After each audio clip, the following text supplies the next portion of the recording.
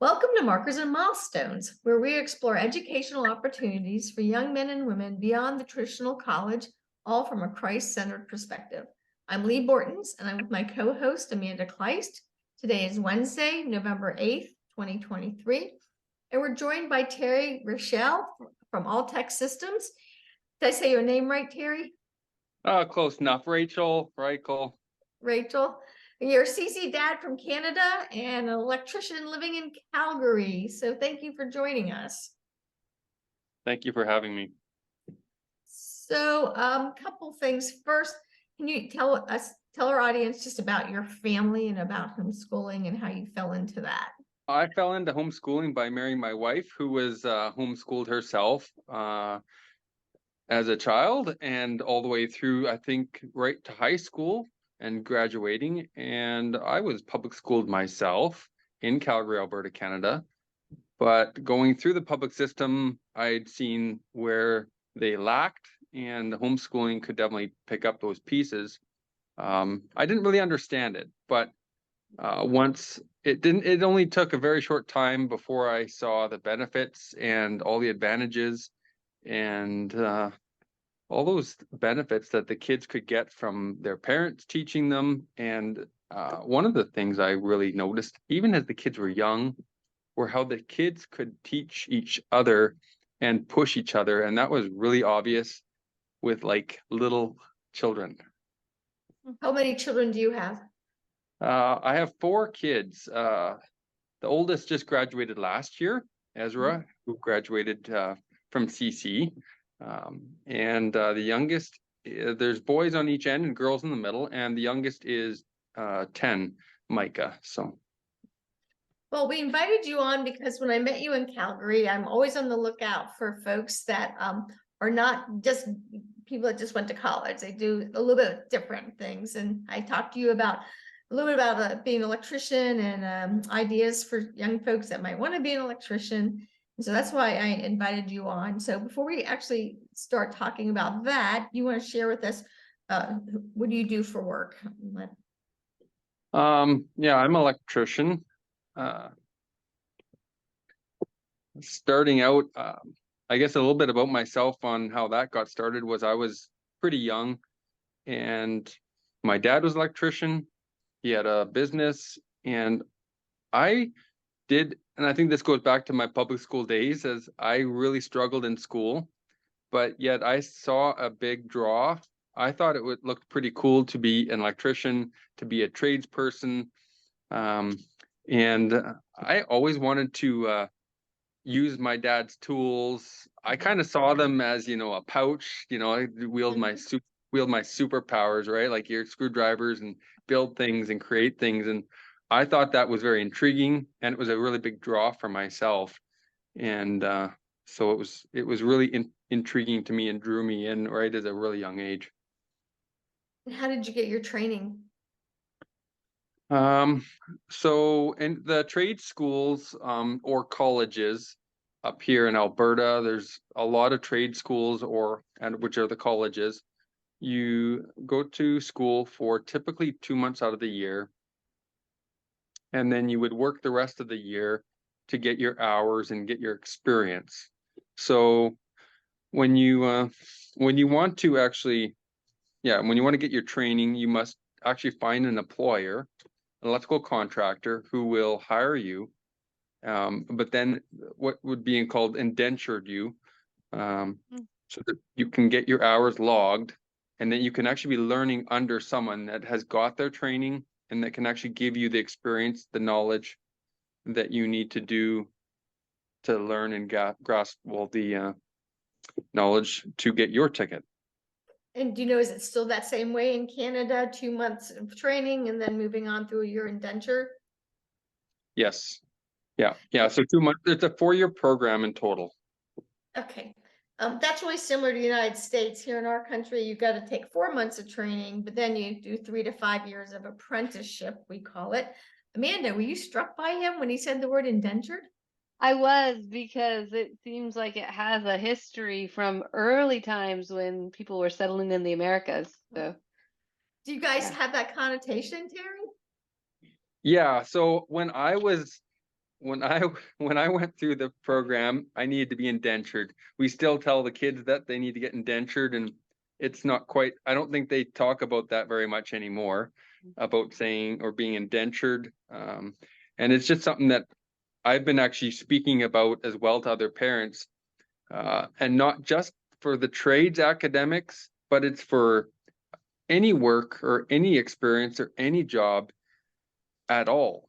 So if kids can't go and get indentured of some sort, and if you want to call it indentured technically speaking, or indentured just in the aspect of experiencing work before you're all complete and all done, you can actually look at it in a lot of different ways. I'm trying to talk to parents and kids that are coming out of high school or university, and yet they've never tried the job before, they've never been in the workplace before, and yet they think that it's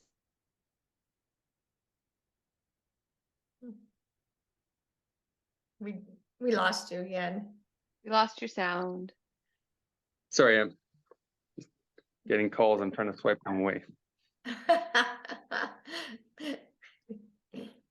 So these Yeah, kids well- have never been in the workplace before, and they think was kind of where I lost track of the words. Sorry. Yeah, so kids are coming out of high school or college and they've never been in the workplace, they've never been in the workplace that they think they want to work the rest of their lives, or where they think their passion lies.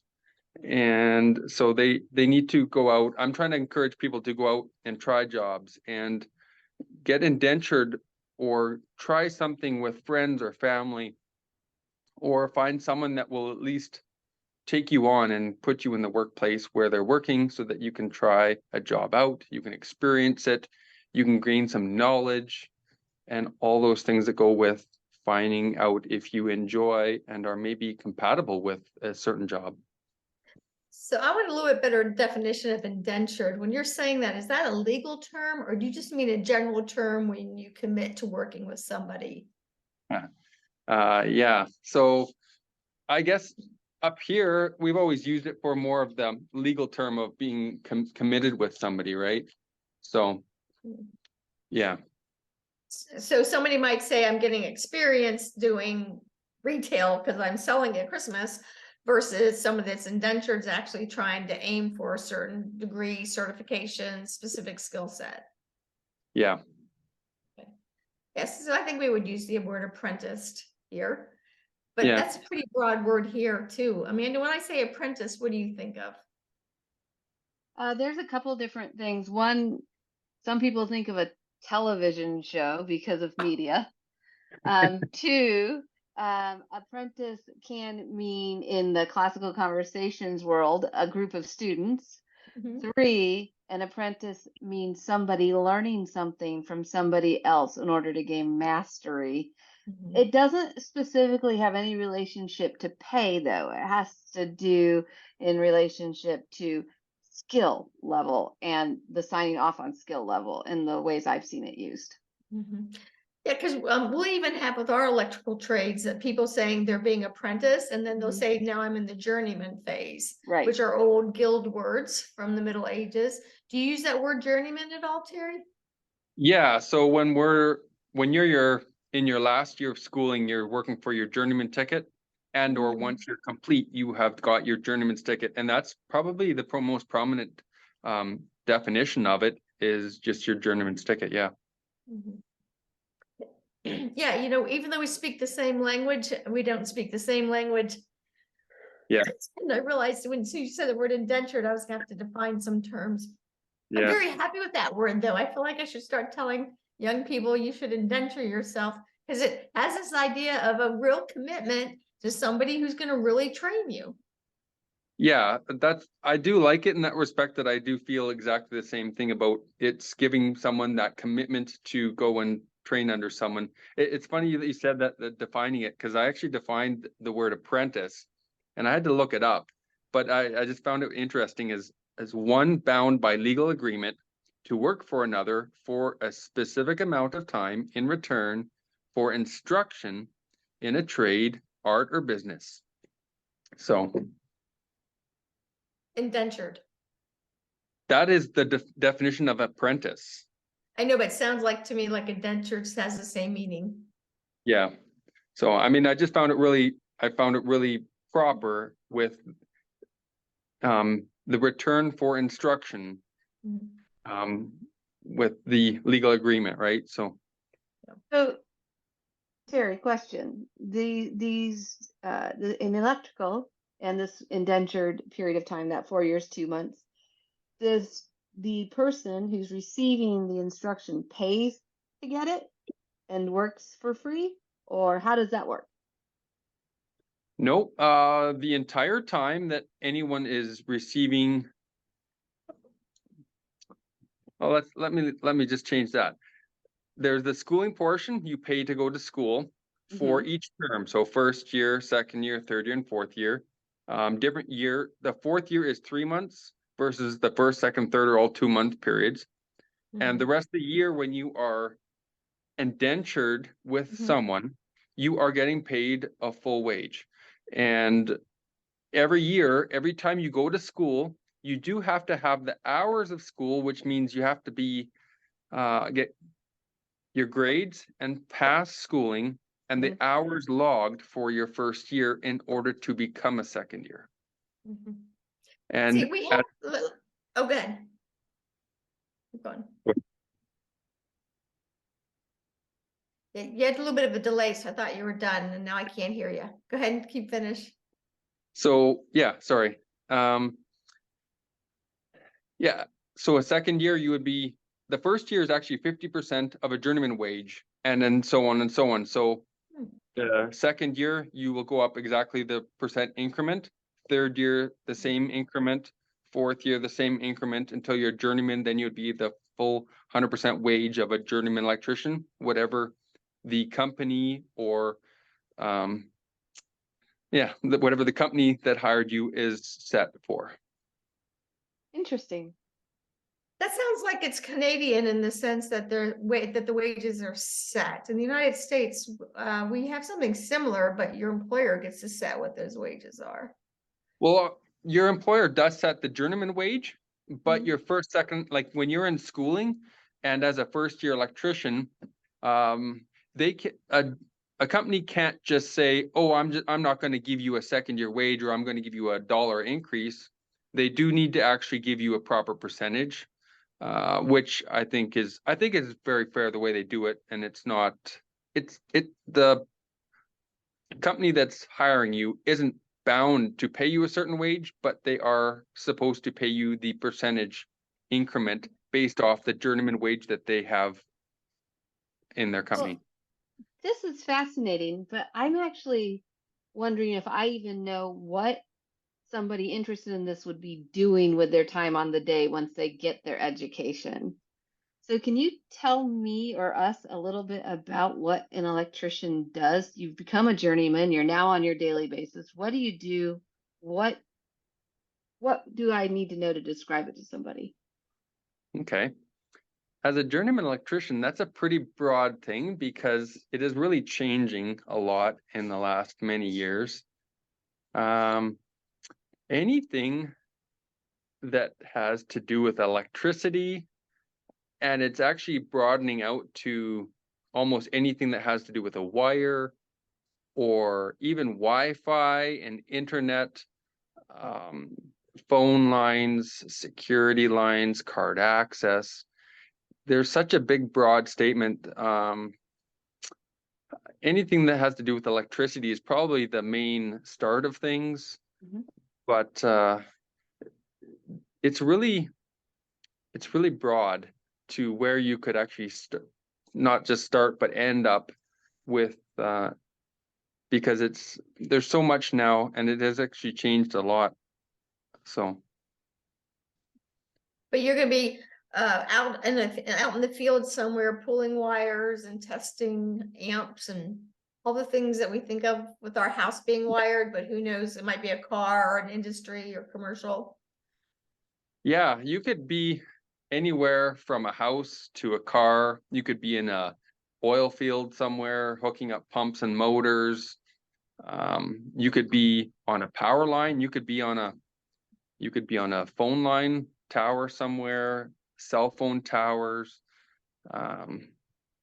Just about any commercial building, residential building, industrial building, everything that needs power, needs lighting, needs heat.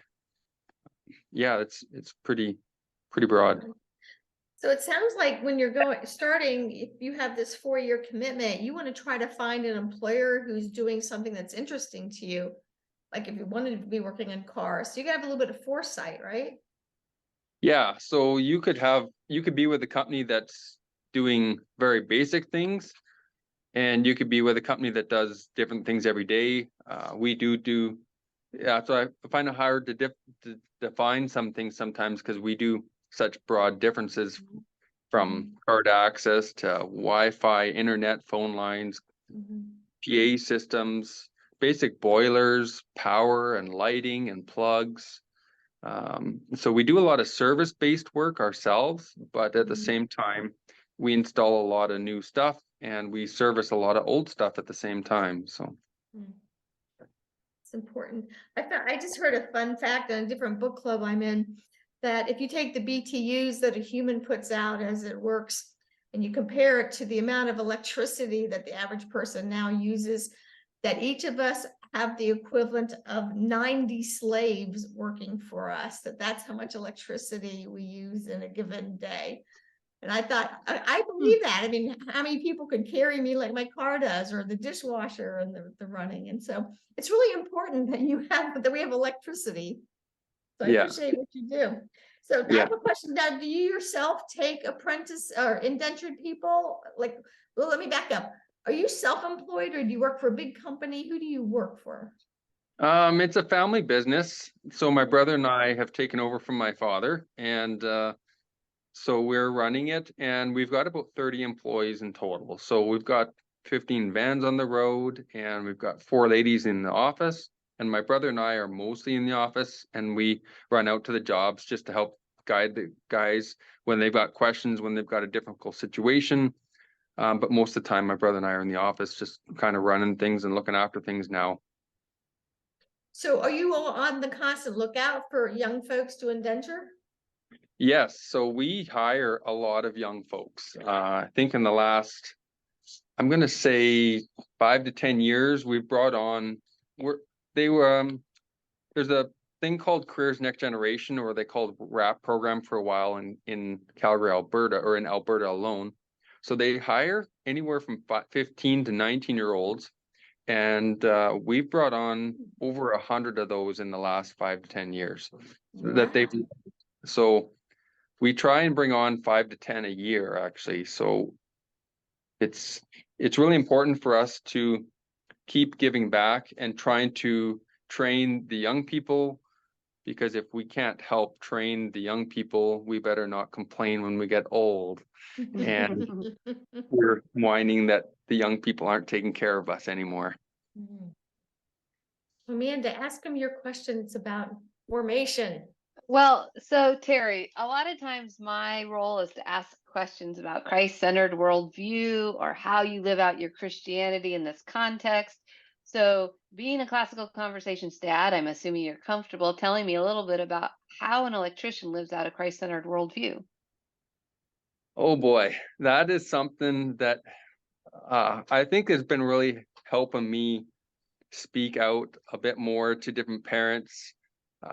This last year, I spoke at AHIA in Alberta, the Alberta Home Education, and I would have never wanted to do that before. I would have never probably done it, period, before, but God has given us in our work amazing workplace. It's very safe, it's very clean. And so we want to give back to the kids. We want to give back to these young professionals and help them get a good start in life. But like where your question is going, we have to give back in a way that others see a difference in you. So that means operating ourselves. That means in everything that we do in business, that the people can see that we are different, that the kids or the adults or whoever comes to our workplace can see that we are not just Joe Blow the electrician, we're not just another tradesperson, we are LTech Systems, and we are doing this because God has given us this work. God has given us the opportunity.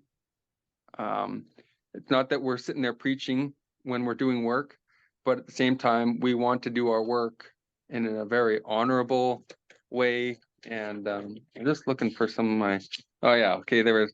So that our values, our morals, our honesty, our respect, our truth, our diligence, it actually comes out and shows, right? So that's our goal, is that we can be just a tradesperson, but we can be a tradesperson living our lives for Christ. We can do our daily tasks for Christ, and our goal is that others would see that and see the difference in our lives. So these apprentices, are they always going to be local so they can live at home, or do they come in to be with you from other places? We have a variety. We have locals, mostly from home, but we do have others that are coming into town that are working for us. So there's all sorts of different things. And so the ones that are coming in that maybe don't have their families nearby, do you guys do something to encourage their involvement in the local church? Well, that's, again, we try and be respectful of people's, yeah, we do encourage to be involved somewhere, to get involved somewhere, especially if they're coming in from a Christian perspective. I would say that our biggest portion of employees are non-Christians, but that's where we feel that our field of sharing God and being who we say we are is. What I appreciate about that being said, Terry, is that that's like most people's workplaces. Most of us don't get to work in exclusively Christian environments. Mhm. Even as we train our kids in families that have Christian parents generally and are invested in the local church. So I appreciate that distinction that you just made, because it's very wonderful that we can be sharing Jesus Christ with people, not just with people who already know him. So I appreciate that aspect of what you said. So let's say somebody in Canada needs an electrician. They call up, they find you guys, you visit them.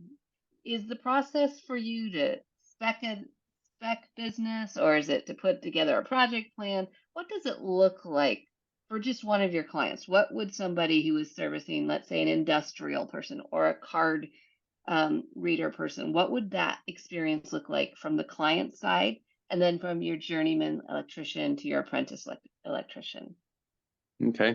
Yeah, if someone called up and they were looking for work, most likely Connor, my brother, or myself would go and talk to them first. And we are trying to understand businesses better, and we are trying to understand who we are working for so that we can service them and that we feel comfortable working for them, because it's really important who you work for and what kind of work they have, what kind of needs and desires they have and want. And because that will make a big difference on how you serve them and who you send to them as well. Because everyone, even within our group of guys, we have got a really solid core of about 10 guys that are our main journeymen that look after jobs. And every one of those 10 guys actually looks after something specific typically. Now they do overlap, but at the same time, they've got something specific under each belt, either another ticket or another different training, or they've just been doing it for a long time where they all know it more specifically or better.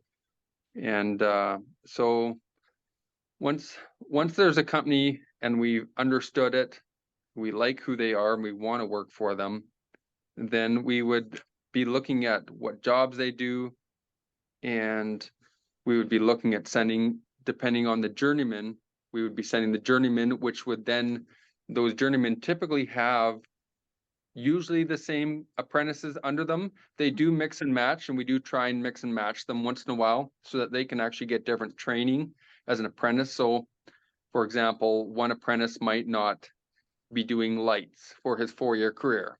And or one apprentice might not be just doing data jacks for a 4-year career. So it's, some of them don't like that, and we don't want that as well. We want them to grow their skills. We want them to learn, and we always tell them we want them to go to school, because if they're not learning and growing for themselves, they're not helping us. And it's a vice versa. If we're not helping them, they're not helping us. So we want them to go to school. We want them to learn. We want them to grow, and it can be tough at times. Because when they do get really good at something, you don't want to pull them away just to learn something else. They're But not as good at it. Yep. but at the same time, so once the guys are going with journeymen, they take their apprentices, they go and do go do a new warehouse where we get to renovate it and put new lights up, new cameras up, hook up some new air conditioning units or refrigerators or whatever the case may be. The apprentices would be under the journeyman, but at the most point, they would get to do a little bit of all of it. So we try not to baby our apprentices too much. We want them to experience it. We want them to get their hands dirty. We want them to be safe, obviously. So you got to be careful what you do give them. But at the same time, if they're not growing and learning and being stretched all the time, then it's hard to learn your skill properly as well. You keep saying men. Do you have any young women in your program? We Employed by don't you? at the moment. We have had ladies come through. We've actually had one lady that did her full journeyman ticket with us, and she's now with another company that we do partner with.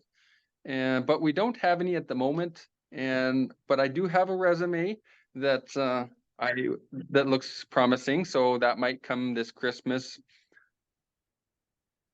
Are you having trouble finding help? There's two parts to that. Young help, no, but experienced help, yes. Because of that glitch, like in the States, we had an era of time where we were telling people not to go in the trades. Now we're telling them go into the trades. Is this kind of the same thing happen in Canada? Yeah, I'm always been for the trades. So I mean, obviously I'm an electrician, so I'm a little biased. I think it's the best ever.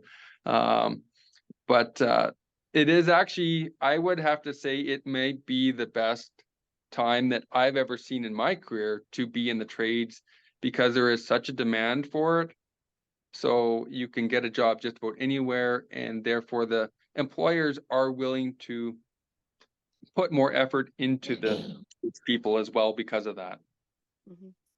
If I was to go work with you and get my certification and go the whole way through in Canada, does that transfer to the States or Europe, or do you have to get recertified if you go to another country, you know? Yeah, you do have to get recertified to go to another country. There's a few countries that will transfer, but not most. Even in Canada, you have to have what's called a red seal, or you can't even go between provinces. But most guys do have their red seal. They do that when they take their initial ticket, when their journeyman's ticket is done. Interesting. Yeah, I'll have to look into the United States, see what our rules are. I'm pretty sure we can go state to state, but I've never thought until I talked to you, but if you wanted to go to Canada and work. Yeah. So Terry, if somebody was coming and saying there are 4 wonderful electrical programs for me to be involved in, to me indenture with, what are some good questions a prospective person should ask the potential person who indentures them? Yeah. Indentee? That's a really good question. I think one of them would be, what I know one of the concerns that I often have with apprentices that have even come from other jobs are, who am I going to be working for and what kind of jobs are they on? And trying to understand, I guess, the journeyman or the direct supervisor that the apprentices would be working under. Because we have had apprentices actually come from a few other companies last year, and I interviewed another apprentice who was ready to leave his job because the supervisors that he was working under, they were not encouraging, they were not, I'm trying to just be politically correct here and be, they made it really hard and discouraging for the apprentices to stay in the trade. And I had some really good I had one specific extremely good conversation with a apprentice, with a student. He was a first year. And I said, you know, have you talked to your supervisor? He says, no. He says, I said, well, have you talked to one of the owners, the bosses? He says, no. I said, okay. I said, I'd love to have you on. He came in for an interview and I said, you know, I'd love to have you on. Right now, I'm offering you a position. But I said, I would strongly recommend, please go and talk to either your boss or whoever hired you, whoever's looking after you up above. And I said, because if your supervisor isn't being proper and treating you with respect, then they would probably like to know. If I was a boss, I would like to know. And he did go talk to his boss, and he stayed on, and he came back and he said, thank you so much for that. He said they were so happy to hear what I had to say. They were encouraging. We worked things out and we all came to an agreement. And he said he was just really happy to stay there. And he was sorry that he wasted my time in the interview, but I was happy that he did that and it wasn't a waste at all. So those are the things I love hearing about. Mm. Well, that's also part of that being the Christian who's doing business well. Well, yeah, we want to do what we say we're doing, and we want to live that out. Yes. Not always easy. Trust me, it's not always easy, but. So a couple times you've talked about completing the ticket, meaning completing the 4 years. Is there a high dropout rate, or do young folks transfer a lot, or they're pretty steady once they're in a position? I would say it's pretty steady. Over the past 10 years, we have definitely had, I want to say, 3 apprentices that never did finish their ticket. Now, one of them, I believe, is still in the trade. The other 2, I don't know where they are, but some guys really struggle with the schooling. Some guys get really scared off. Some guys are just scared of exams. They can't handle the exams, but they don't make bad electricians. They're pretty decent. They love what they do. They want to go to work every day and work with their hands. And they want to go home at the end of the day. And so some guys aren't as picky about actually having a ticket in hand and just want to keep working day to day. So, but on the end of things, overall, I'd say 95 or more % finish their ticket and stick it out. That seems like news that should be shouted to the rooftops. Parents spend so much time, so much money on college, where they have almost only half the students graduate in 4 or 5 years. I mean, versus what you're doing, you must be doing something right if young people stick it out like that. So do you think it has to do with the vetting or with your company itself, or is it both? Like, what's the culture that makes it so that they stay? I don't know if it's even just our company. I think a lot of trades in general stick it out. I don't think a lot of guys quit and go and do something else halfway through. I think a good company really helps encourage them along the way. We've got guys, we've got a master chef that's an electrician with us. We have a computer science degree guy who is with us. We just had a guy, we just lost him. He went back to school. He was a geophysicist and he finished his journeyman ticket with us, and now he went back to university again. So yeah, but at the same time, we are actually recruiting from the University of Calgary for more guys, because we are finding this where guys are realizing they come out with a ticket from the university and they're stuck in a cubicle and they're saying, I never signed up for this. I don't want to work in a cubicle for the rest of my life. And we're offering them a job with decent pay, good regular hours, and a good workplace, nice workplace. And again, great. I think a really big aspect of is good coworkers and an encouraging place to work. And they can work with their hands, and at the same time, they can utilize their skills that they learned in university and bring that to the table as well. I'm just wondering if other trades who use a similar system have that retention rate, or if other trades have gone more to a 4-year degree kind of program and they don't have such rates. What you just said is very intriguing to me, and I want to know a lot more about it with just trades in general.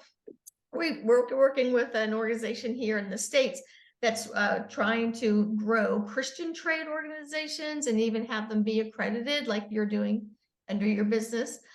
And I think they would be very thrilled if that many people really stuck it out. So Yeah. Yeah, I mean, I would say the first year where kids are not going to school yet. You're muted, Terry. you bumped yourself. Sorry about that. That's okay. I think again, when students are first signing up, and that's where I think an apprenticeship or the trades or indentured, however you want to define that, is really important, where the kids are able, or the young professionals are able to come and they're able to try out the trade. They're able to experience it hands-on for the first X amount of months. We've got a lot of young people for the first 2 months. They come and try it out. They sign up for the Blue Book, which means they can start logging their hours and getting hours gaining to their first year electrical to get their ticket once they were done. But some of them like it and some of them don't. And some I've had chats with and they say, thank you for this 2-month experience. I'm moving on to something else. They haven't gone to school yet, but they came and tried it out. And now they're going to go and try something else out because they realized this isn't for them. And, we're both in the same agreement, and it's been awesome to have those conversations with some of them. And so it's really neat to have that experience, right off the bat. Yeah, I mean, we see a lot of that, like here at Classical Conversations, we hire quite a few young interns, people that are 18, 19, 20. And they're so, they love their families so much. And if they move here from out of state, they very often, after 6 months, are like, I just have to go home. They miss their family so much. And we're so glad that if they're going to leave us, that's why they're leaving us. Yeah. Because otherwise, we have a good rate of folks that actually stay also. So, just thought that I'd throw that out, that the life of the homeschooling family often can make it so that it's a hard thing for the kids to leave. But I think that's okay too, because there's going to be a job somewhere near home if that's what they want to do. Yeah. I would probably have to say, of all the reasons for guys leaving our company, are probably the biggest is going to move back with family. And most of the time we're losing journeymen. It's really hard because you get them trained up, they know what they're doing, but they move back across the country because they're either their spouse, their family is across the country, or something to that effect, or we've had a couple that have retired and they're moving, their kids have moved across the country for work, and so they're following their kids and their grandkids. So it's really actually kind of exciting to watch that. It's pretty neat. That's neat. Do you have a question, Amanda? Well, I just wanted to say I appreciate all the explanation you've given from different sides, from the actual job to the Canadian way of doing this. I've really learned quite a bit, and at least as you've made me more curious. But I really appreciate the intentionality that I'm seeing here for training up and for letting go well. So lovely. Yeah, yeah, I want to know more about plumbers. I want to know more about welders. I mean, the various trades, how they do things in the States and get their training. So, well, Terry, thank you for being with us. It was really great to have you. Is there any last thoughts that you'd like to share with our audience to encourage young folks to look at the trades? Yeah, I do. The one thing that's really been on my heart and mind here for the last year here is just, and I think it flows into the trades, is just having a mentor, having someone that you can look up in your life.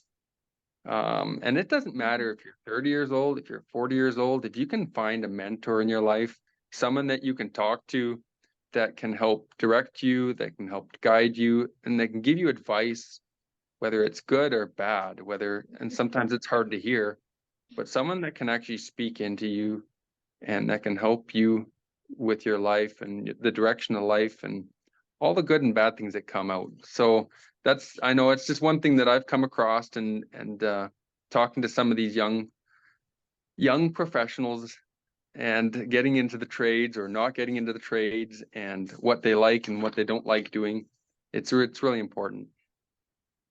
Good words. Yes. All right. Thank you so much for joining us. Thank you, Terry. Thanks for having me. Bye. Bye.